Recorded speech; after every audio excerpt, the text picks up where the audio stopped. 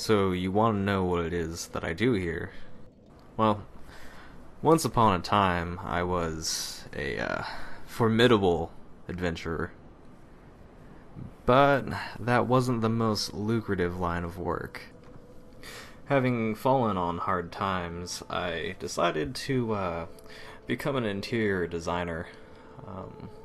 I had a background in art criticism.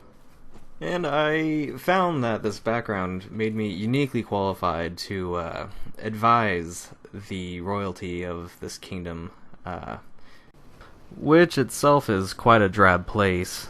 It's like a constant representation of death in these parts, akin to something like Hans Holbein's The Ambassadors, minus any diplomatic intent. Which is to say, you shouldn't expect much hospitality from the things that live in this area.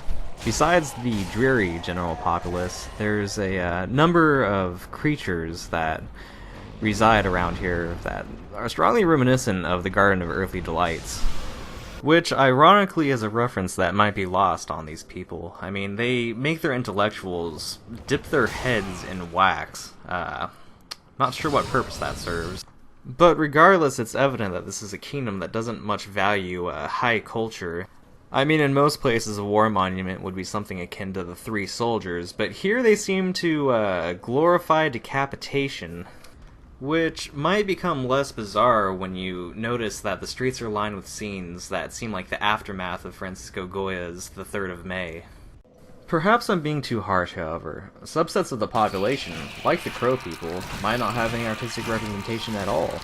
While bird in space might represent the essence of birdness, one has to wonder how you represent the essence of a crow person. I mean, I may have seen some rudimentary sculptures, but they never seem adequate to me. But I suppose much of this land's art is subpar. Even around the castle grounds you can find mass-produced statues of a reptile man in an angel outfit that strikes a similar kitsch note as Frederick Dialman's The Widow. So it can be seen that it's not just the commoners of this land that are culturally bankrupt. I mean, it seems the clergy commissioned a really crappy knockoff of the Last Supper for their meeting chamber. And for that matter, the prince's bedroom is hardly decorated at all. I mean, considering the money they have, they could put up something colorful and fun like Pollock's Full Fathom 5, and it would at least brighten the place up a little bit. I suppose it's not all bad, however. There are the occasional signs that efforts have been made. I mean, one particular room contains a serviceable painting of a woman laying down, kind of in the tradition of something like Olympia.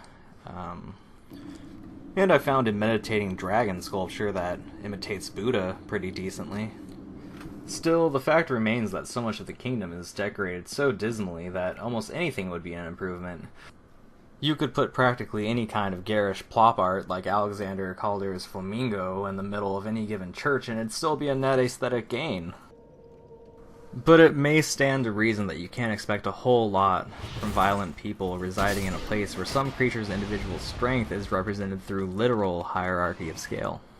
Where the city sometimes gets warped into cubist absurdity like it's imitating Picasso's Ma Jolie, and the sun bleeds on occasion. I mean, I thought I understood the representational nature of art as symbolized in Magritte's The Treachery of Images until I was offered a torn scrap of a painting by a beggar, and ended up trapped inside said painting for several weeks. I know I have a lot of hard work to do here when it comes to sprucing up this kingdom, and it only becomes harder work as reality itself works against my efforts. Such is life, I suppose.